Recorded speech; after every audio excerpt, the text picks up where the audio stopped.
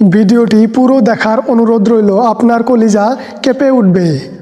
পাকিস্তানি একজন মুসলিম যুবক, সে সব সময় অ্যাডাল্ট ভিডিও দেখতো। তার এই গুনাহের কারণে তার কি করুণ পরিণতি হয়েছিল আপনি যদি এটা শুনেন, আপনার কলিজাটা কেঁপে উঠবে। আপনি আপনার নিজেকে ধরে রাখতে পারবেন না। ওই যুবক অ্যাডাল্ট ভিডিওর প্রতি এত পরিমাণে অ্যাডিক্টেড ছিল, সে অ্যাডাল্ট ভিডিও দেখার জন্য বড় একটা অ্যাডাল্ট সাইট থেকে অনেক টাকা খরচ করে সে লাইফ টাইমের সাবস্ক্রিপশন কিনেছিল এবং সেই ওয়েবসাইটের অ্যাক্সেস সে তার নিজের বন্ধু বান্ধবকেও দিয়েছিল। সে তার সকল বন্ধু বান্ধবকে নিয়ে অ্যাডাল্ট ভিডিও দেখত। ঘটনাক্রমে একদিন যুবক ভয়ঙ্কর গাড়ি অ্যাক্সিডেন্ট করে মৃত্যুবরণ করলো। তার লাশটা যখন বাড়িতে নিয়ে আসা হলো, এলাকার মানুষ তার লাশ দেখতেছে। অনেকে বলতেছে এই ছেলে তো নামাজ পড়তো, এই ছেলে তো রোজা রাখতো, এই ছেলেটা ভালো ছিল। কিন্তু তার ভিতরে এত ভয়ঙ্কর একটা গুনাহ যে ছিল, এটা তার বন্ধু বান্ধব ছাড়া অন্য কেউ জানতো না।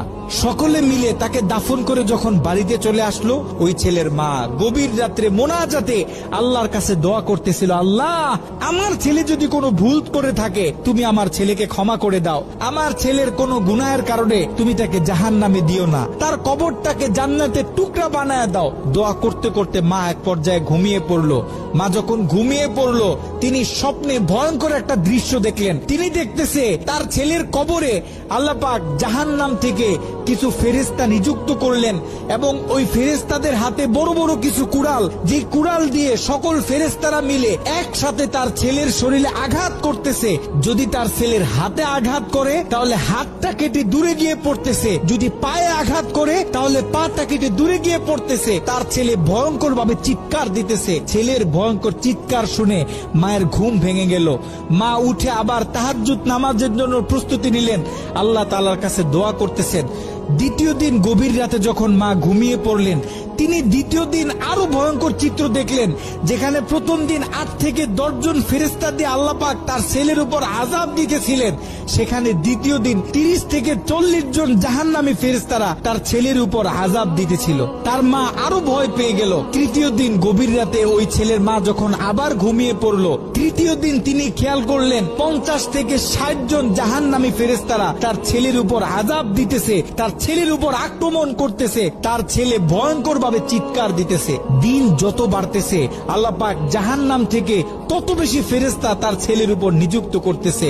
মা ভয় পেয়ে গেলেন, মা ভেঙে পড়লেন। ওই ছেলের মা ছেলের বন্ধুদেরকে একদিন ডাক দিলেন, ডাক দিয়ে বলতেছে, দেখো, আমি আমার ছেলের উপর দিয়ে এই ভয়ঙ্কর স্বপ্ন দেখতেছি। তোমরা যাও কোনো আলেমের কাছে জিজ্ঞাসা করো যে কেন আমার ছেলের সাথে এমন হচ্ছে। ওই ছেলের বন্ধুরা মিলে পাশের বড় একটা মাদ্রাসায় চলে গেল। ওই মাদ্রাসায় ছিল একজন শাইখুল হাদিস।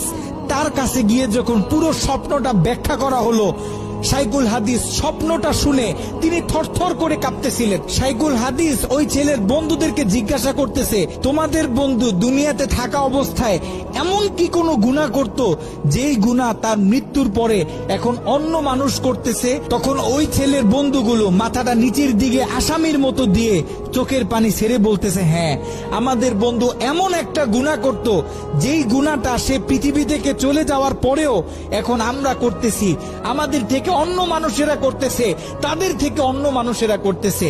আমাদের বন্ধু অ্যাডাল্ট ভিডিও দেখতো, সে একটা সাইট থেকে সাবস্ক্রিপশন কিনেছিল, সেই মেইল পাসওয়ার্ড আমাদেরকে দিয়েছিল, আমরা আমাদের বন্ধুদেরকে দিয়েছি, তারা তাদের বন্ধুদেরকে দিয়েছে। এরকম করে এটা আস্তে আস্তে ছড়িয়ে পড়তেছে। ওই আলেম বলতেছে, শোনো, তার এই গুনাহ পৃথিবীতে যত মানুষ করবে, দৈনিক যত মানুষ এই গুনাহের সাথে লিপ্ত হবে, আল্লাহ পাক জাহান্নামের তত বেশি ফেরেশতা তোমাদের বন্ধুর উপর আযাব দেওয়ার জন্য নিযুক্ত করে দিবেন। নাউজুবিল্লাহ। যত সম্ভব পারো তোমরা এই ওয়েবসাইটের অ্যাক্সেসটা বন্ধ করার চেষ্টা করো। ওই ছেলের বন্ধুরা অনেক কষ্ট করে সে অ্যাডাল্ট সাইটের এডমিনদের সাথে যোগাযোগ করতে সক্ষম হয়।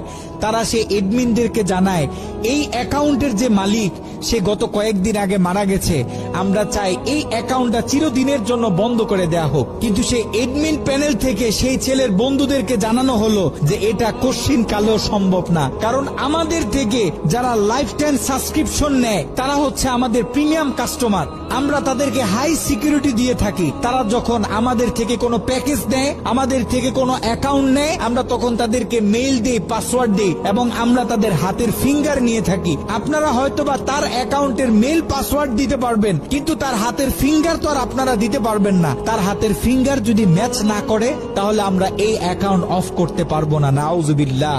একটু চিন্তা করে দেখেন, ওই ছেলের রেখে যাওয়া অ্যাকাউন্ট থেকে যত মানুষ খারাপ কাজে লিপ্ত হবে, যত মানুষ পর্ন ভিডিও দেখবে, তত গুনাহ তার আমল নামায় যেতে থাকবে।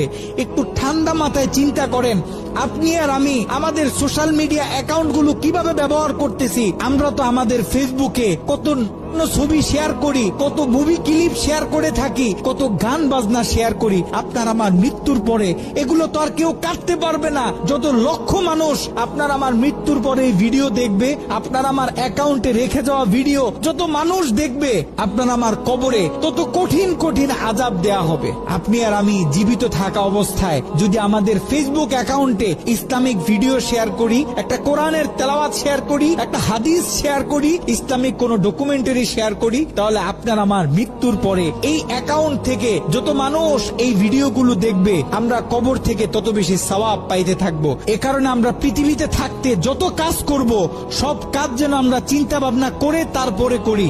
এমন কোন কাজ করব না যে কাজ আমার মৃত্যুর পরে আমার কবরে আযাব বাড়িয়ে দিবে।